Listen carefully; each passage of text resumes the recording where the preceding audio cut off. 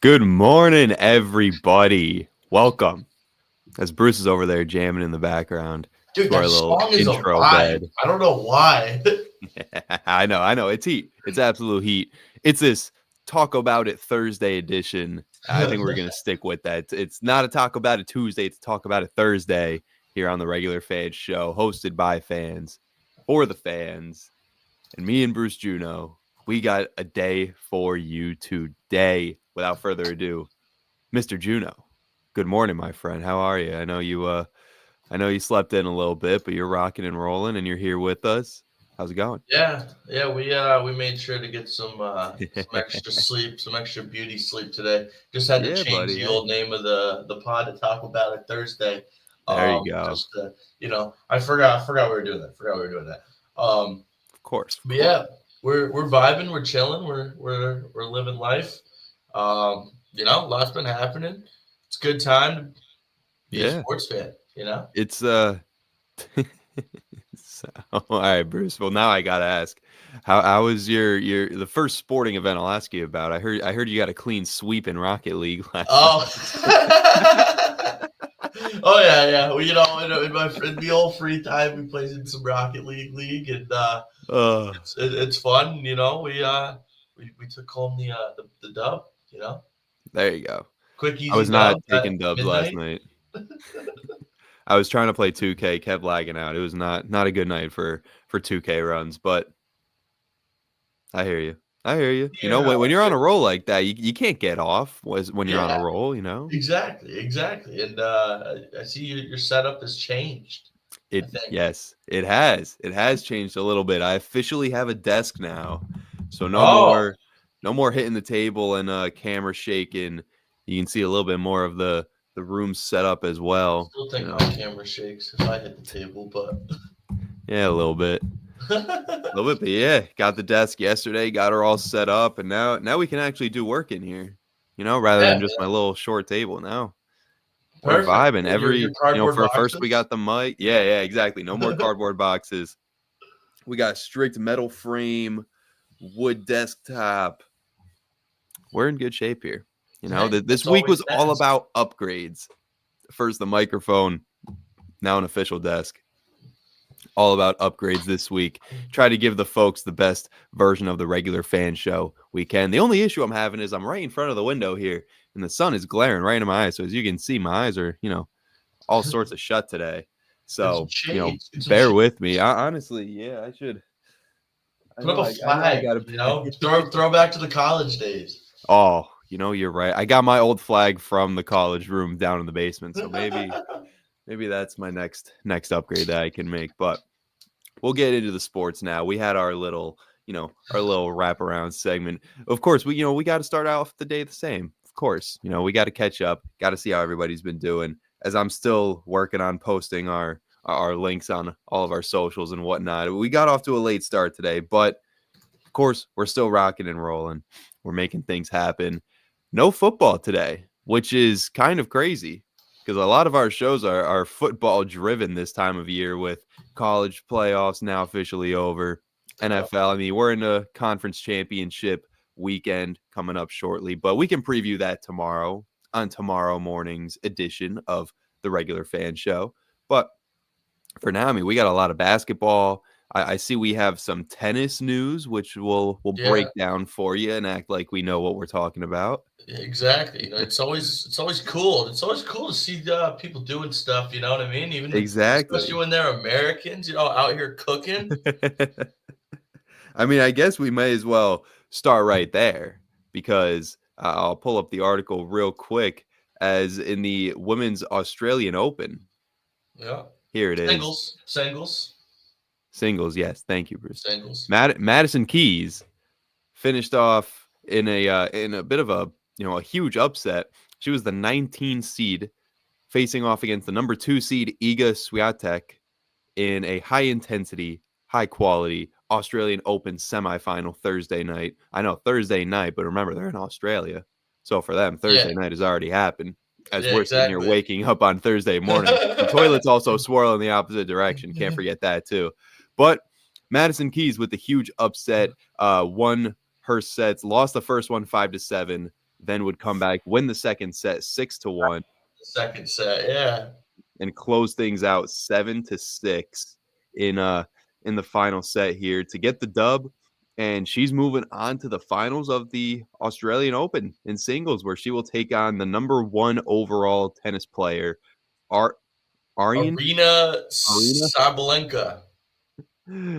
Arina Sabalenka, and they will face each other on Saturday. Sabalenka, obviously, a bit of a tough matchup for Madison Keys here, but she got the upset over the 2 overall seed, and certainly has a good chance of pulling off a second upset in a row. So of course, we gotta show love to all the sports around here. We're big football, basketball, baseball, hockey, soccer guys, but when big things are happening around the world of sports, we got to bring it to you. So I guess we'll be on the lookout for that Saturday night matchup, and we'll recap it all for you next week here on the Regular Fan Show. But yeah, exciting stuff there, Bruce. Gotta always check up on those Americans. See how they're doing around the world. Of course, there's still one left. Still an American left in women's doubles. Okay. There's no mixed doubles. Women's doubles, yeah. Taylor Townsend and her teammate from the Czech Republic, Katerina Siniakova. Okay. So they're tonight at 8. Tonight at 8 on ESPN Plus. Tonight at 8. All right. We're not betting on this, Bruce. Okay. No. There's other sports we can bet on. Hey man. All right. Ride with the squad, dude.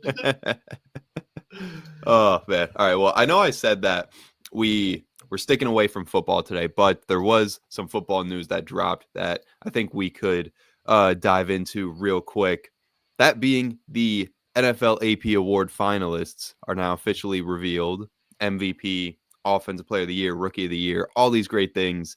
Let's run through them, Bruce. We'll give our predictions as for who's going to be named to all of these awards. Starting off with, let's do MVP last. We'll start at the bottom, work our way up to the top, starting with Comeback Player of the Year. Players listed. Joe Burrow, Cincinnati Bengals quarterback, Vikings quarterback Sam Darnold, Chargers running back J.K. Dobbins, Patriots corner Christian Gonzalez, and Bills safety Damar Hamlin are the finalists. Bruce, any names jumping out at you? Realistically, I think the big one that's always going to jump off the sheet is Sam Darnold. No matter what, as much as, dude, I love what J.K. Dobbins has done.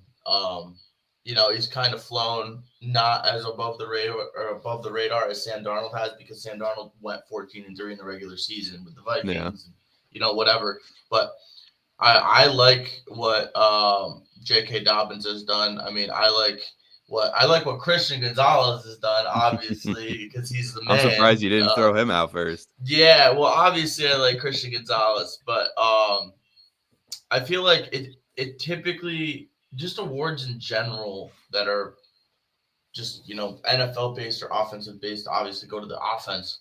I feel like a lot of times awards like this will go to offensive players, especially when there's, 2 quarterbacks on the list. Yeah, that is true. So as much as I like what Christian Gonzalez has done, rookie season injury, I like what J.K. Dobbins has done. He's battled injuries his whole career. True. I feel like Sam Darnold will take it home just because of what he did in Minnesota after having dookie years in the NFL his whole career. Yeah. Well, that's the thing. I feel like that's the big comeback story here. He went from playing for the Jets. Okay, he played for the Jets, and then he moved on up to the Vikings and actually had a winning season. So I think Sam Darnold's the clear favorite here. Damar Hamlin is obviously a name that a lot of people will resonate with. Of course, his first full season or second full season since the whole, dying on the field incident with really, no other way to describe it. He actually had a really solid year. I think that's why last year you could kind of make the case that, all right, he didn't even really start that much. Maybe there was other people that deserved it more. This year, he's playing every game. He's making plays at that. He's making game-winning plays, and he's solidified himself as he's not just some name that was attached to some big story and everyone knows in the NFL right now. He is a good NFL safety, and he proved that this year. So I'm sure he'll get some recognition for this award, but I think Sam Darnold is the clear favorite here. I like what you said about J.K. Dobbins. As someone who had him in fantasy, it was certainly a big year for him, and he's quite literally battled injuries every single season of his career. So good to see him get a full, pretty much full season up until the end there. And even then he was still able to come back for the playoffs. So a lot of good names here. Joe Burrow also, but Joe Burrow, we knew what to expect out of him. We knew he was going to have a good year. Is it really a comeback player here? I don't know. It's certainly an offensive player of the year caliber year, and we'll dive into that a little bit. But next up, now I would call this not necessarily a unexciting award, but no one really cares about who gets assistant coach of the year. I don't even know who won assistant coach of the year last year or the year before. I didn't even realize this was an award until just now. But the nominees are Bills offensive coordinator Joe Brady, Eagles defensive coordinator Vic Fangio, Vikings DC Brian Flores, and the Lions coordinators Aaron Glenn and Ben Johnson. Bruce, what are you thinking? I mean, it's obviously thinking throughout the season, all these teams, high performance. I feel like, obviously you're going to get the Lions, both their DC out there because the Lions have just been cooking. But seeing what Joe Brady has done in Buffalo, just how good that team has been, offensive powerhouse. I feel like, in my opinion, he should be the front runner. Okay. I mean, Buffalo did have a historic offensive season. They're the first team in NFL history to have 30 rushing and 30 passing touchdowns. Yeah, exactly. I think Joe, and I think what he's just done in Buffalo has been crazy good. Yeah, I mean, he's certainly one of those offensive coordinators that I wouldn't be surprised to see getting interviews for a head coaching job. I'm surprised we haven't heard that name more in this coaching carousel, which, of course, we actually do have an update on one of these guys and where he's going to go. I guess we'll break that now while we're talking about him. Lions defensive coordinator Aaron Glenn, finalist for assistant coach of the year, has officially signed with the New York Jets to be their head coach. And before we get back to the awards, Bruce, your quick reaction to Aaron Glenn joining the New York Jets as their new head coach. I mean, I think it wasn't much of a surprise. He got drafted. He was a first rounder by the Jets back in '94. He was a something. He was like a scout or something for them in 2012, 2013. Yeah, he was a scout a while back. Got back in football. 2012-2013 season. He has publicly said that he would love to go to the Jets because I don't know. He wants to go to the Jets. Well, he was drafted there too, so they made him a first rounder back in 1994. So I mean, it's probably something sentimental to him. But yeah, according to Adam Schefter, it's a 5-year contract. So he'll be with the Jets through 2029. Yeah, I think it's a great hire. I think out of all the options out there, it's a great hire. No Rex Ryan? No Rex Ryan. I think he had the best fit for the Jets anyway and what they wanted to do. The Jets, they like their defensive-minded head coaches. And, Robert Saleh he was a great coordinator, but not all coordinators make good coaches. And not to say, Aaron Glenn could make, a bad head coach as well. But I think with what he was able to do with his Lions defense, and as beat up and injured as they were, and he was still finding ways to plug in new guys and still get results from them, I think he did a stand-up job. And once you throw him into a Jets team, if they get a good offensive coordinator to handle everything with Garrett Wilson, Breece Hall, and, they get a decent quarterback out there, not Aaron Rodgers, I think they'll be just fine. But that's the thing. The Jets are the Jets. They could go out and, get the best player on the market, and it might mean nothing come next season. They might have the highest expectations of anyone in the league, like they did the last 2 years. And I mean, you got to look at the name. I mean, this defense. Aaron Glenn with this defense, I feel this defense is going to become something. Yeah, the defense is going to be good Aaron again. Glenn. But yeah, I think you hit the nail right on the head. Is you got to have a good OC. I mean, I've seen a lot of people saying Aaron Rodgers better not leave now. But I've also seen a lot of players, I don't know. a lot of people that have said in the past they want Aaron Rodgers out. So why are you changing your mind just because what? Like, I get it, Aaron Glenn's a dog, but like, yeah, I gotta be careful. Yeah, I don't know. Aaron Rodgers is certainly an interesting guy. If I were him, I think there's other teams out there with better situations. A team like Minnesota would be perfect. All right, they already have solid weapons out there for him to throw to. They have a good offensive line. They made Sam frickin' Darnold look like an MVP candidate for a while. He was actually in the MVP conversation at some points in the season. If they can do that, they can do God's work and make Aaron Rodgers play like he's 32 again and like he isn't 42. So I think that's probably the best bet for Aaron Rodgers. But to get back on track here, assistant coach of the year, I'm going to give that to Ben Johnson. There was also, speaking of Ben Johnson, he also took a job. Yes, he did. Just obviously the big one right now that just happened most recently is Aaron Glenn, but Ben Johnson's also gone from the Lions. He's in Chicago, and he says, quote, "I'm going to win and win now." All right, well, that's the mentality to have there. I don't know how accurate that is, but he says we'll see. I think he's are a sleeping giant. I did see that. I mean, they have the talent. Caleb Williams, obviously talented.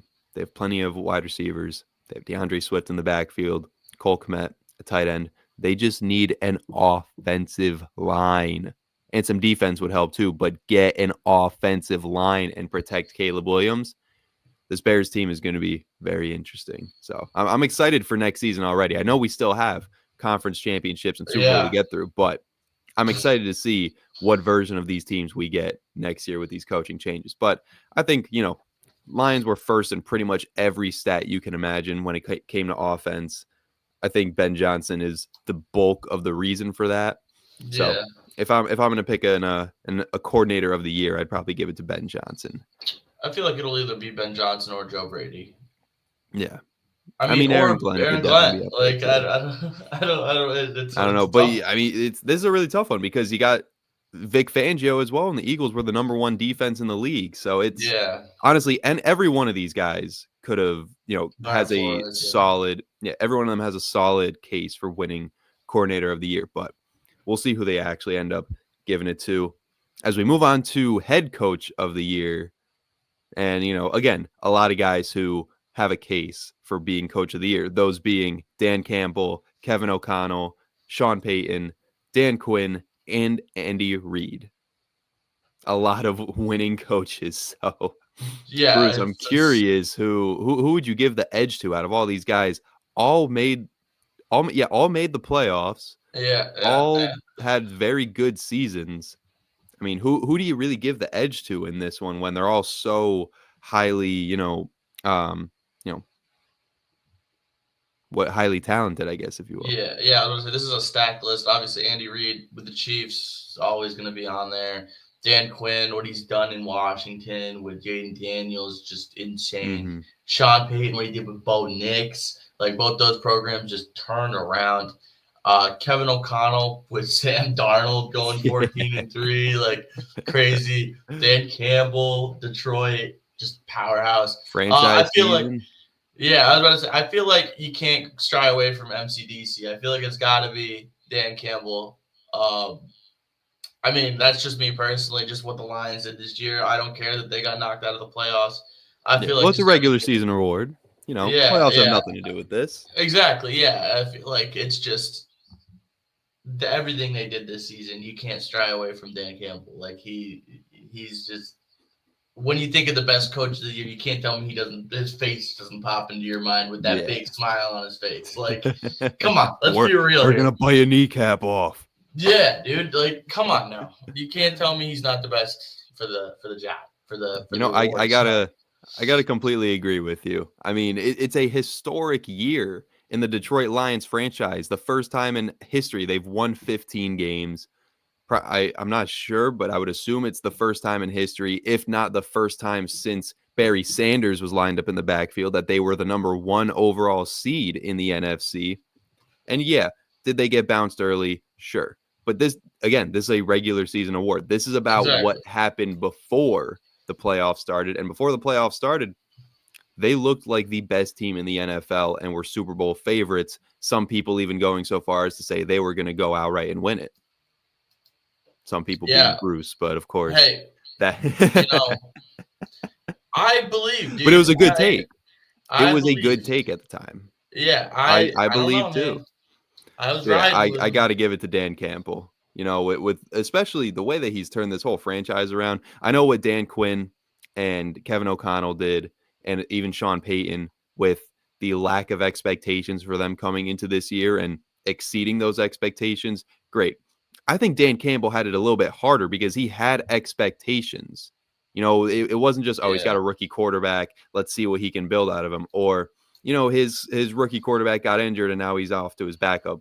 There goes the season. No, Dan Campbell was coming off an NFC championship loss, won a game in which they should have won. His Super Bowl window is getting smaller and smaller and smaller, so he's got to do something now. And again, they might have gotten bounced in the wild card round or the divisional round. Doesn't matter. Regular season award, and what he did in the regular season, he exceeded the hey, high expectations he already had. Everyone knew they were going to be a top team in the NFC, but they had a historically good season in the NFC. So I'm gonna give my nod to Dan Campbell as the eventual coach of the year. But we'll see. We'll see. Of course, we don't know who's going to get these awards. We're not even former football players. Well, flag football players, we were, but we're no former college athletes or pro athletes. We're just some fans who watch the game and give our takes on what we think is going to end up happening. And exactly. speaking of, we'll move on to defensive rookie of the year, because I said we were going to not talk football the whole show, and we're already a third of the way through, and we've only We're talked 25 minutes in football. and we're cooking through some football right now, and we got a little more football to come. Of course, Yeah, we do. But defensive rookie of the year, this one I'm honestly not as well versed in, but there is some solid names on this list here. 2 Eagles, by the way.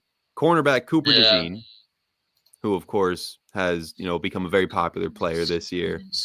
Rams defensive tackle Braden Fisk. Eagles corner Quinyon Mitchell. So the Eagles had 2 rookie cornerbacks in the Yeah, finalists for defensive rookie of the year. Dolphins edge rusher Chop Robinson and Rams edge rusher Jared Verse. All have, their own reasons why they should win. They all had stellar seasons. Verse led all rookies in quarterback hits and pressures and hurries. Chop yeah. Robinson had 6 sacks, 20 Six pressures, sacks. 8 Yeah, tackles for loss. Quinyon Mitchell only allowed 40 receptions, had 9 pass breakups. Braden Fisk led the Rams and all rookies with 8.5 sacks. And Cooper DeJean was among the highest rated players in the slot, holding opponents to 50 receptions and had 5 pass breakups. So they all have reasons why they could be the rookie of the year. Bruce, do any of these names jump out at you, or do you think this is pretty even across the board? I mean, I obviously think it's pretty even across the board. If I had to throw a couple names out there as to who I think would be, I don't even know, man. It could go either I way. I know mean, these are always as tough. much as I love to say Cooper DeJean, just because Cooper DeJean's the man. I feel like I like what I feel like. I don't know, dude. I mean, I know this one's tough. Jared Verse, dude, was just a dog. I feel That like he was. he could be a front runner for this. But I think it's just pretty even across the board. Fisk had his 8 sacks. I mean, Mitchell, I guess, technically had a little bit better of a season, kind of, than Cooper DeJean, but Cooper DeJean also had like the best.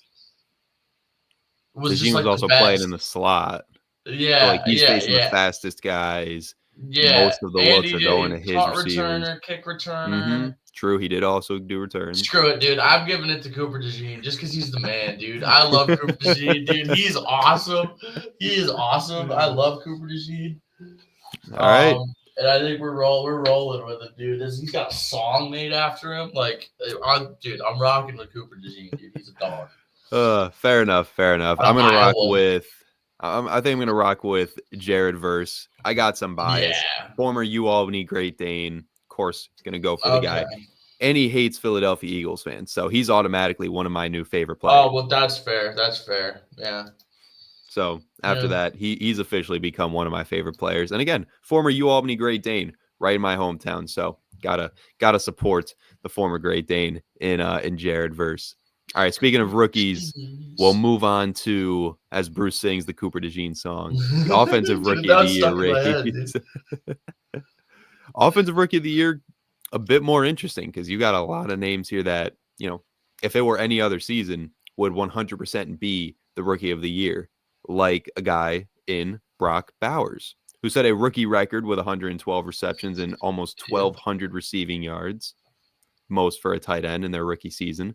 Jaden Daniels, we know what he did for this Commanders team. Malik Neighbors, who of course had a great year for the Giants, was a bright spot, pretty much a Bugatti in a dumpster fire, if you will. A Bugatti in a what is it called? A wreck yard, a salvage yard? Yeah, something like that. Neighbors had 109 catches, 1,200 yards, 7 touchdowns on the year. Bo Nix, of course, led the Broncos to the playoffs, just like Jaden Daniels and the Commanders. We know what he did. He had a great year, 3,700 yards, 29 touchdowns. Jaden Daniels, just because I didn't mention it, 3,500 yards, 25 touchdowns. Also ran for close to 900. And finally, Jaguars wide receiver Brian Thomas Jr., who caught 87 passes for almost 1,300 yards and 10 touchdowns.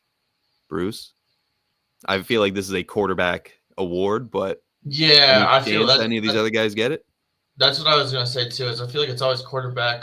Dude, first off, I don't think he's gonna win the award, dude. I love watching Bo Nix play football. I'm gonna go out there and say it. I don't think he's winning the award, but dude, Bo Nix, what he's done, I love watching that kid play football. He's gonna be good. I don't even think he's a kid. He's elite. That's the thing. All these guys are older than us. Yeah, I know, but we're like the same age. Well, because some of them aren't. Yeah, some of them aren't even older than us. Bo Nix is 24 years old. He's literally only a year older than us. Yeah, I mean, he's older than me, though. I was right. I knew he was a little older than me. Brian Thomas cooked on a terrible team. Malik Neighbors cooked on a terrible team. I feel like the award will go to Jaden Daniels. I feel like it could go to Brock Bowers.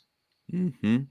We're pretty much in the same camp here. His record season is just how can that go overlooked? Mm-hmm. I think this is probably the best rookie of the year race we've had in quite some time. Yeah. And if it weren't for the phenomenal seasons of Jaden Daniels and Bo Nix, Brock Bowers would be the rookie of the year. He had the best individual rookie season. He broke records.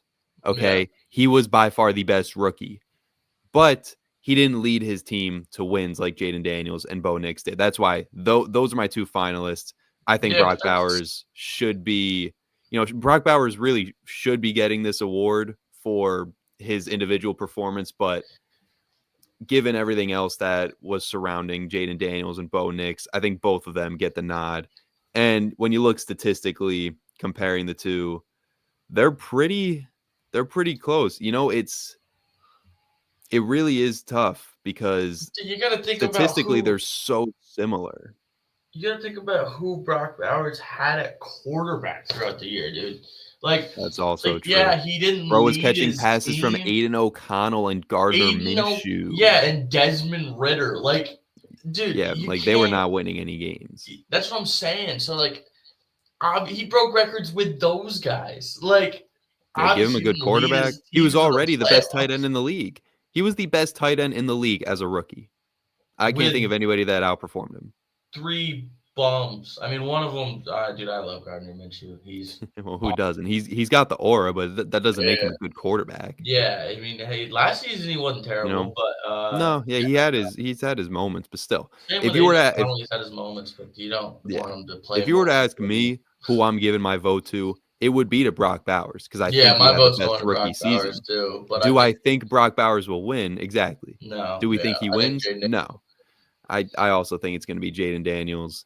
Even though if you look at the stats, Bo Nix was right up there with him, had more yards, more touchdowns, didn't have the same rushing totals, but still, had about half of them had 430 rushing yards and 4 touchdowns compared to Daniels 891 and 6 touchdowns. So statistically, they're pretty much neck and neck. I think they give it to Jaden Daniels for the added little boost of how good he made his team. Like, yeah, the Broncos made the playoffs, but they squeaked in the wild card. The Commanders were competing with the Eagles to win the NFC East for a second there. Yeah, So exactly. I think based on all that, it ends up going to Jaden Daniels. But we'll move on here. Defensive Player of the Year, 3 more. Eagles linebacker Zach Bown, who went from mostly playing special teams to earning All-Pro honors this year. Yeah, Myles Garrett, reigning Defensive Player of the Year, 14 sacks. Bengals, Trey Hendrickson led the NFL with 17.5 sacks. Broncos corner Pat Surtain allowed just 37 receptions, had 4 picks.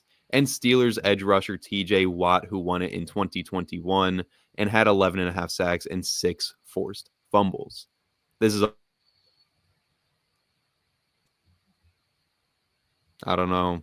I don't know you just who I'm cut out. exactly. Yeah, I think quick You did. technical difficulty I there. just lost you there for a second. I was like, is he asking me Yeah, a we question? Is he we gonna we come we back? we both we both sat here looking at each other like, but yeah, Fair enough, fair enough. defensive player of the Um, year, plenty of good names on the list. yeah. I don't really know where I'm leaning here because any one of these guys realistically could win this award. Yeah, I agree. I think my top two, if I had to narrow it down to just two, I think I'm going Trey Hendrickson and Pat Surtain. I think those would be my front runners, and then I think I'd give Mhm. it to Trey Hendrickson. Wow.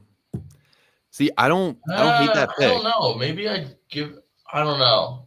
I'd give it to one of It's those two guys. I'd have to sit on it for a little bit. yeah, it's But tough I think I'd give it to because one of those two. yeah, like Hendrickson, he did lead the NFL in sacks. 17.5 sacks is ridiculous. That's an Yeah, it's insane. insane individual performance. But how bad was the Bengals defense?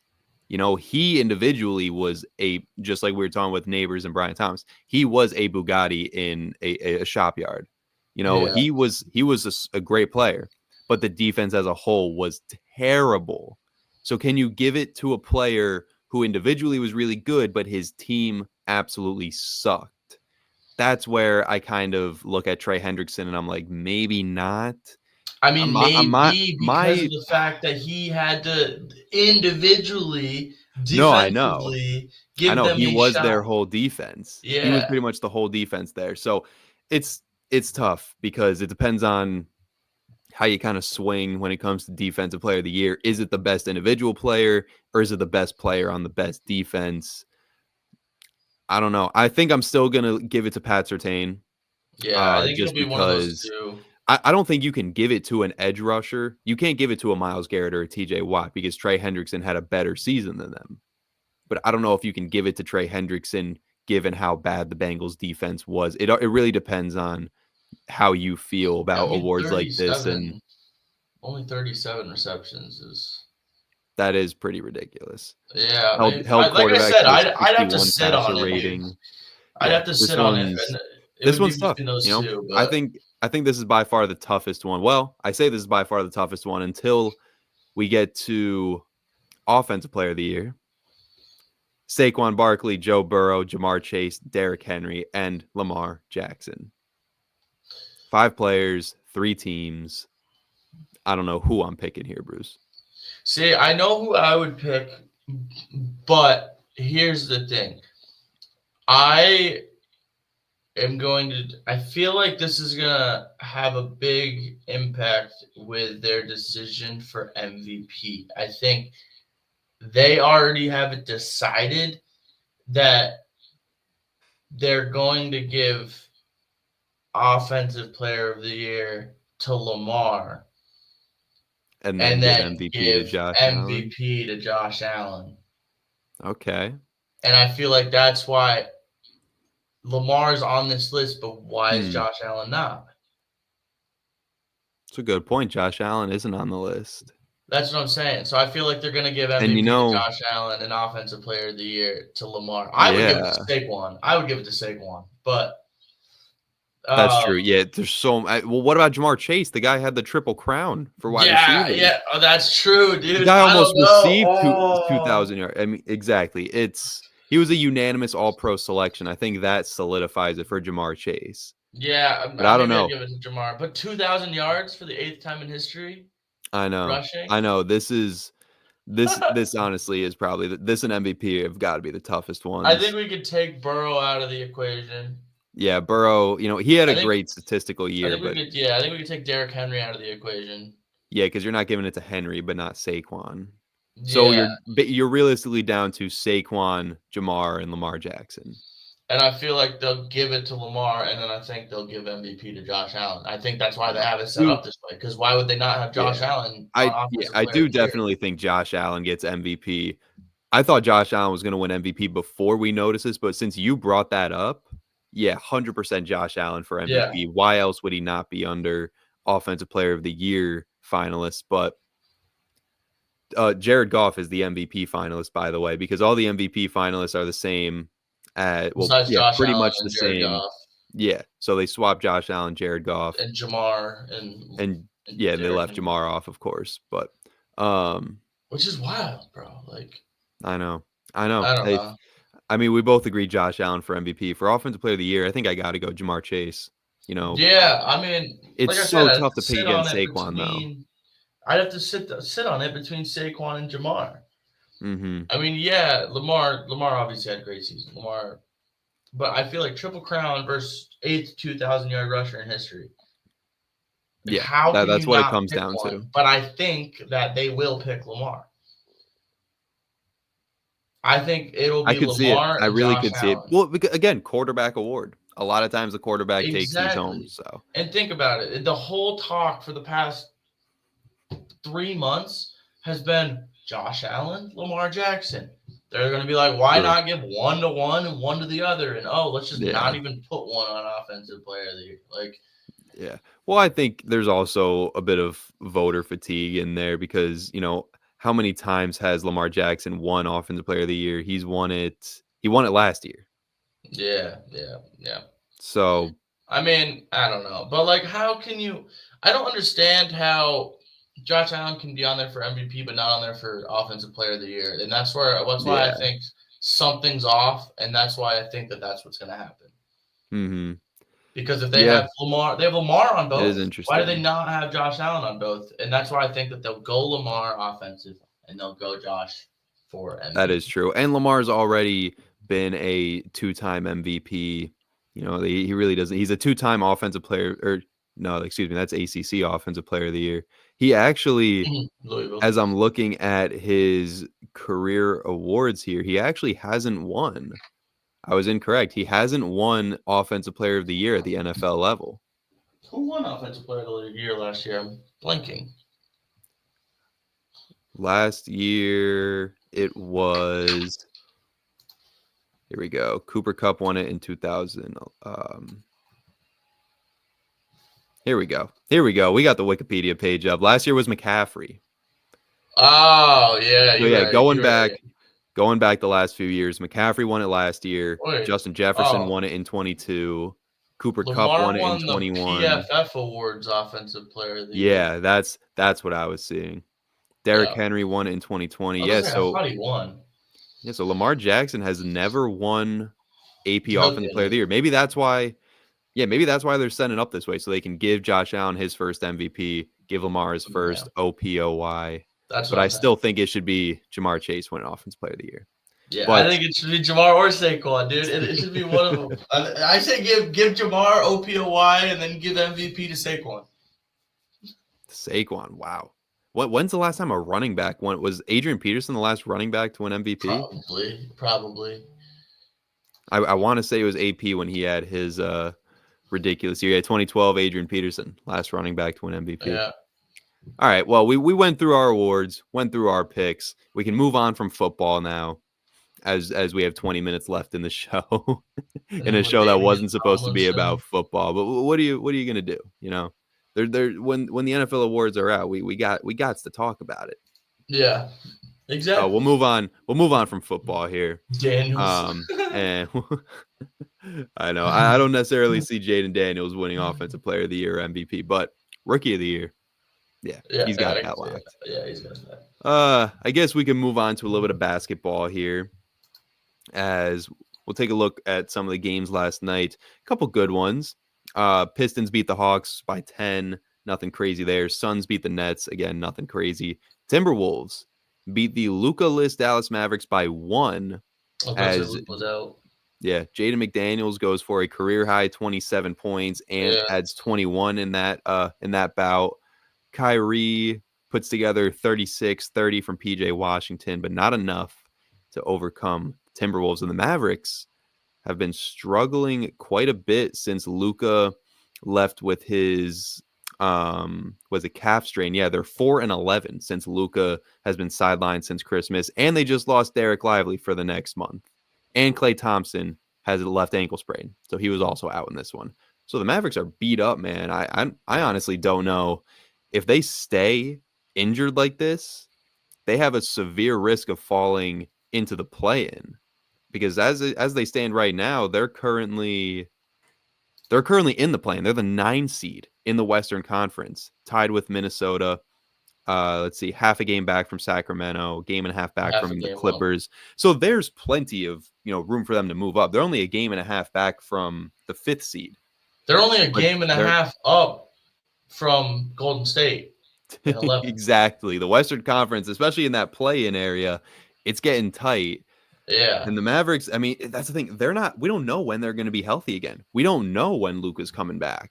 And if he isn't back soon, they're really in danger of falling out. The Spurs are even kind of in the mix here. They're only 2.5 back from the Mavericks, only 2 back from Phoenix and 10. I mean, the Western Conference certainly is.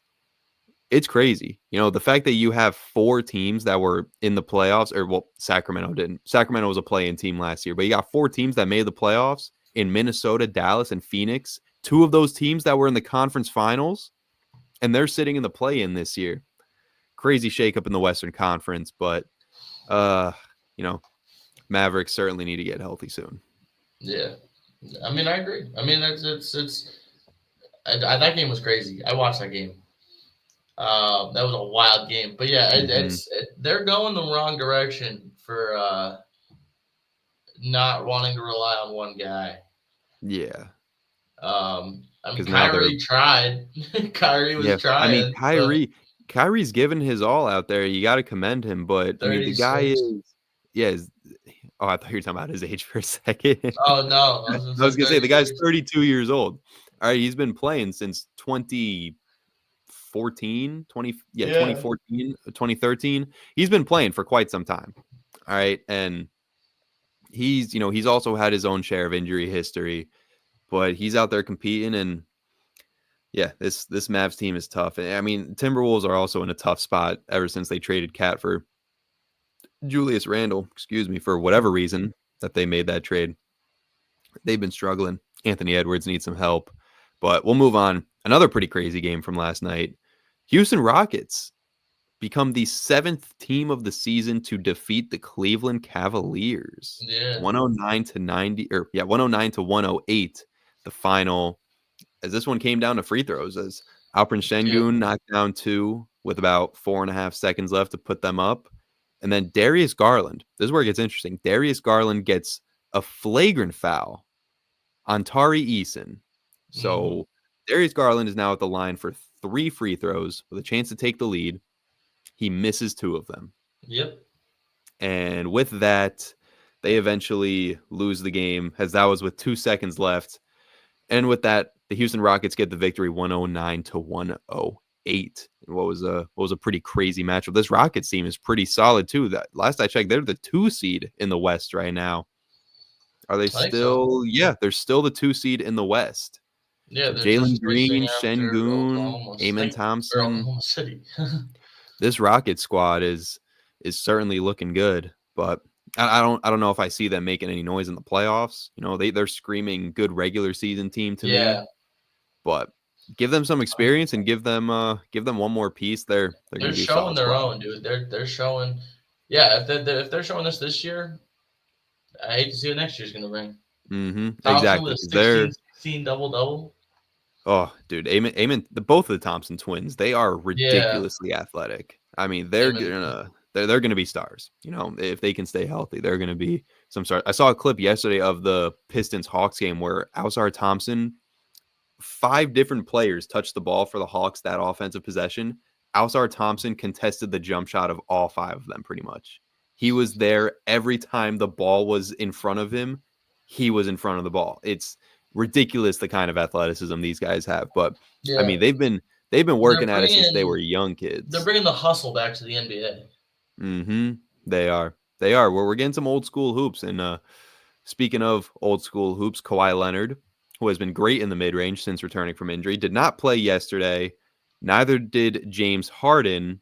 But 29 points from Derrick Jones Jr. was able to help the Clippers force overtime against the Celtics, where they would lose, but still forcing overtime against the Celtics, only losing by 4 without Kawhi and James Harden. That surprised me. I was very intrigued by this, and I'm not going to sit here and say I'm concerned about the Celtics because we know that they're going to the finals again and probably going to win. But they've had some interesting games this season that I feel like. Jinx it. Let's not jinx the shit. Let's not be doing that, guy. Damn, you caught me.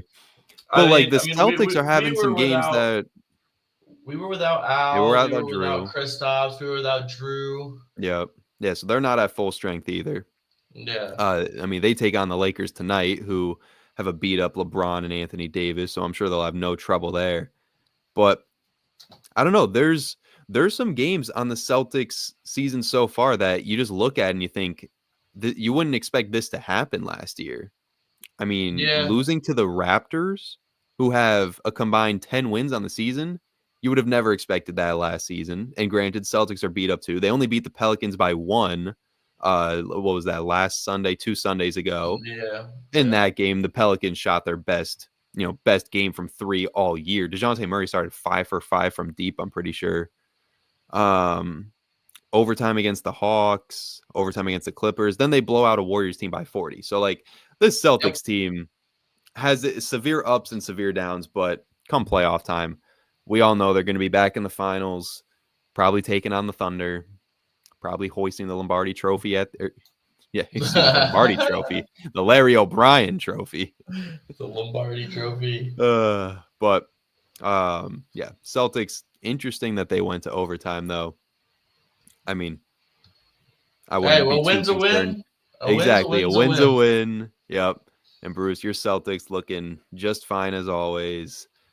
I'm sure they'll be back in the finals. That's my early prediction. We'll see. I'm not gonna jinx them for you. Don't worry. Yeah, they should not be doing that. Speaking of the NBA last night, one more game we'll touch on.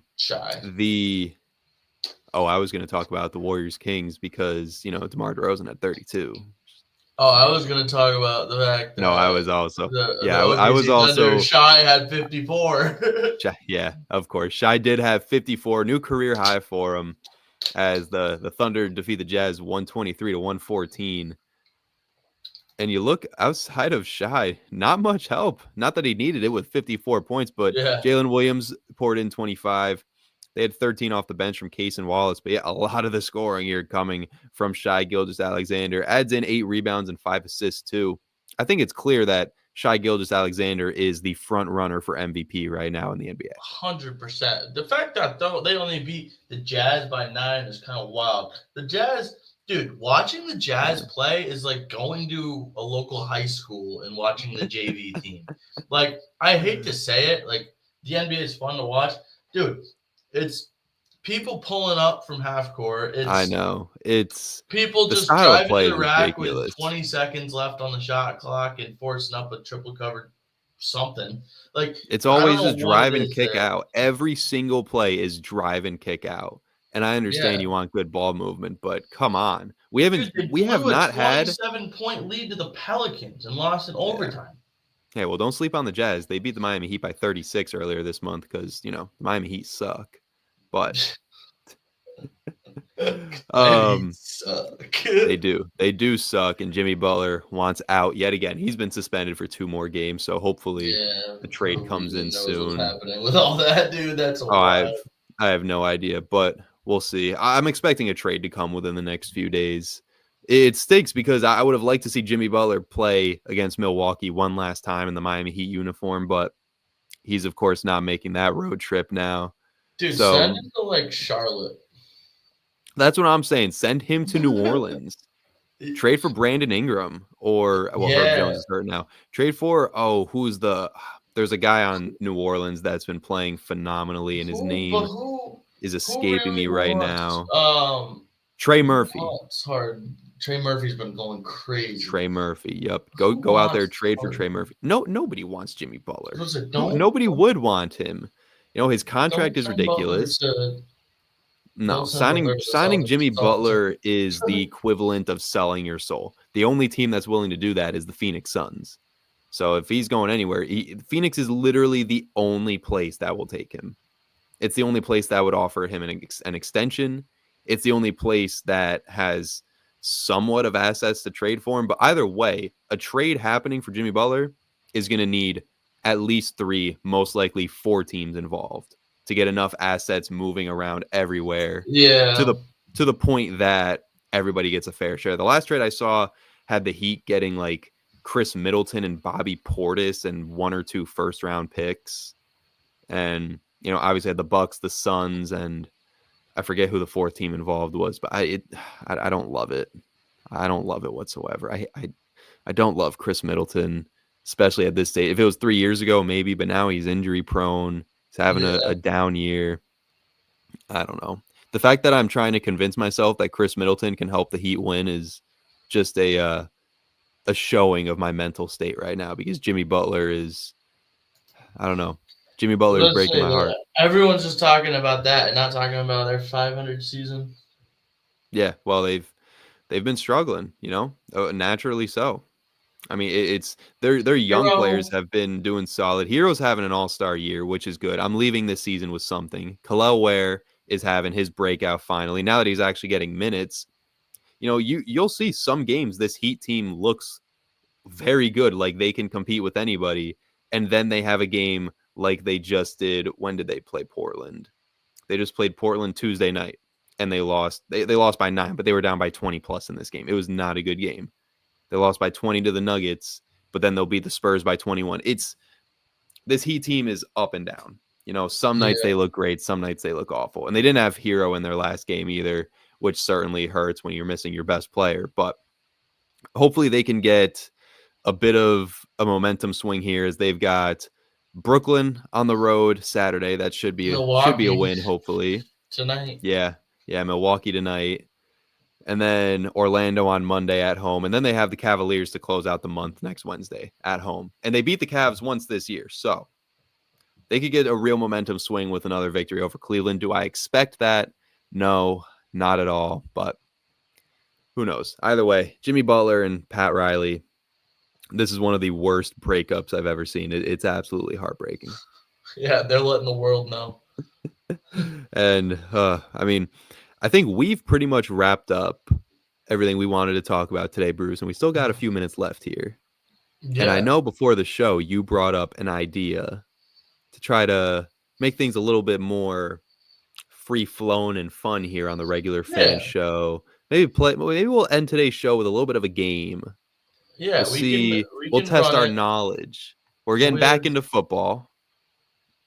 Yeah, we're heading back to football. Back to football, as this has pretty much just become a football show. Yeah, pretty much. Let's play some Weddle. Let's do it. Play some Weddle, dude. You ever played Weddle before? I actually haven't. Once you showed it to So me, I remembered. I've seen people playing it. I was more of a is that an immaculate ad blocker? grid or yeah, right. No free promos. No free promos. Yeah, get them all out of here. Get them all out of here. Yeah, I was always more um, of an immaculate grid or a what was the other one? Or like, a hoops, whatever they called the basketball version of immaculate grid. That yeah. was what I was more playing. Okay, so But this basically, it's the same as Wordle. mm-hmm. You just start out with a Start out with a player. Yeah. and We'll go from there. don't worry to anybody watching. This is not the Weddle for today. I'm doing unlimited. I did a different Yeah, we're one. not spoiling nothing.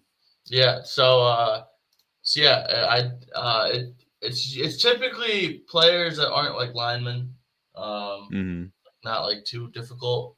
There's like a difficult version where you can get linemen, but I'm Yeah, good. that sounds impossible. Yeah, it's very tough. So yeah, and then you get 8 tries to get it. So All right. Vinny Fredericks, we'll start out with you, sir. We'll let you do the honors of the first guest. Let's do this. I'm liking Aaron Rodgers. He's already up there. Let's get a quarterback out of the way. If it's a quarterback, then okay, so we got nothing. We got all nothing. Right.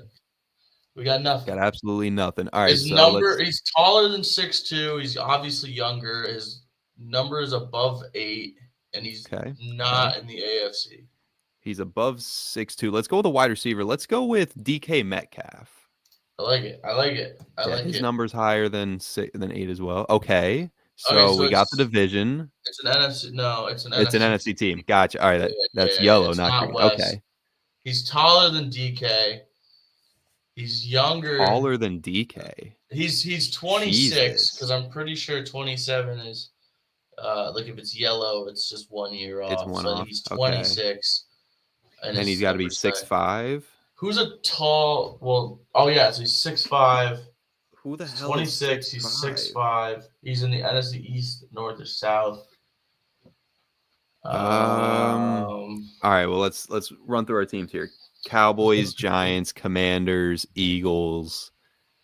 Who's got a Can't think of anybody 6'5" there. That's 26. Wait, who is in the draft class after Metcalf? It's like. Yeah, you lost me there. Fair enough. I'm not gonna Google because I don't want to cheat or nothing here. Yeah, I'm just. But all right, well, we'll run through the other division. I don't think it's NFC East. I don't think there's anybody on the Cowboys, Giants, Commanders, or Eagles. Yeah. How tall is CD? He's like 6'2". He's definitely not 6'5". 100% not 6'5". Okay. Well, he's also not a wide receiver. He's not a wide receiver. That's true. That's true. All right. There's no way he's running back. Tight end. There we go. All right. Let's go with Sam Laporta. Nah, he's too young. He's too young, isn't he? Yeah. I don't know. Maybe. Maybe you could be. Okay. Yeah, he is. So he's 25 or 26. His number's above 87. All right. He's above 87. So we know. All right, but we know he's a tight end. 6'5". He's 6'5". He's from the NFC East. We got the position. So it's got to be NFC East or NFC South. Yeah. So what about no? Kyle Pitts would be too young. Yeah, and he's number 80. So it can't be Kyle Pitts. Is he? No, he's number 8. He's number 8. Yeah. Okay. So definitely not Kyle Pitts. Yeah. So wait. So Eagles. Dallas Goedert. No, he's too old. Goedert. Definitely not. Calcaterra. No, it can't be Jake Ferguson. He's number 87. Yeah. Let's see. Who's the guy? What's the guy on the Giants? Oh, Bellinger? Giants tight end. Bellinger? Is it Sam Bellinger? Is it Bellinger? I think you're right. It's Bellinger. Daniel Bellinger. Screw it. Let's try it. All right. So we know it's NFC tall. South. He's too tall. I thought he was number 88. So yeah, it's the NFC South. NFC South. Not Kyle Pitts. Not Saints. Taysom Hill. No, he's not 26. He's also not number tall. 88. Yeah, he's like 6'2". Foster Moreau. He's too old, right? He'd be too old. I don't even know who that is. Okay. So we got the Panthers and the Buccaneers. Kate Otten. Kate Otten. Wait, what number is Kate Otten? I think he might be 85 low key, but we can try it. Or is he 80? He At might least be 88. He's 88. Is he? I think he's 88. Yeah. All right. Not bad at all. Sweet, dude. Not bad at all. I think we got to make this at least once a week thing. Dude, I'm definitely down. That's good. That's a good time. W's in the chat. I love it. Sweet, dude. We rap, dude. Yeah, we had that dude. One. I can't believe we guessed Daniel Bellinger before Kate Otten. Oh man! All right, well, what a way to. Yo, I thought Daniel Bellinger was number 88, but leave me alone. You know what? W's only. We did pretty solid. We'll have to try that again next time, especially with tomorrow's show. We'll be previewing the NFL Conference Championships. Tomorrow's a perfect day to try this again. And we might hold on. Let me check something really, really quickly. Okay, never mind. No new update. Oh, you were looking on our secret guest, weren't you? Yes, I was looking on our secret guest, and secret guests has not answered. It has answered, but probably cannot do tomorrow. So, yeah, well, we'll keep looking. Yeah, we'll figure something out. We like having guests on, see new people, see new faces. Of course. As that'll wrap things up here on the regular fan show. Vinny Fredericks, Bruce Juno, thank you for spending your hour with us. Thank you to our boy Oksano in the chat. I know what was his name again? I know you know it. Tony. Tony. I was gonna say Tyler. I knew. Sorry with a T. Tony. Appreciate you for stopping by. Thank you for the help on the Weddle as well. Jake Ferguson was a good guess. I was thinking him, but appreciate you, Tony. Appreciate everybody else out there watching and tuning in. If you're on YouTube, make sure you hit that like button, hit subscribe, ding the bell, as Bruce likes. Ding the bell. Get those notifications up. Twitch, hit us with a follow. It only takes 2 seconds, but goes a long way for us here on the Regular Fan Show. Hit up the socials at the Regular Fan Show on TikTok, Instagram, Twitter. We'll have all the updates for you all across there, and we'll have little clips from the stream as well. So again, thank you everybody for tuning in. Bruce, today has been fun. I like the Weddle idea, so we'll have to keep that going. It's always a good time here. Yeah, we always got new stuff coming along. We're gonna have some new interesting stuff, as we go. We'll see what happens. Absolutely. Again, thank you everybody for tuning in. Ding the bell, hit the follow, hit the subscribe and the like. And we'll be back at it tomorrow morning here on the Regular Fan Show, hosted by fans for fans. Bruce is not going to do his basketball shot today because he already hit it. He's done. He hit it. He's good. He's golden. He's the man. There it is. That went in. You couldn't see it, but that went in. I don't know what I just did, but I might have broke something. Bruce looks like he broke something. We'll go check on that. We'll see you tomorrow morning here on the Regular Fan Show. Have a good day, everybody. Peace out, y'all. Peace.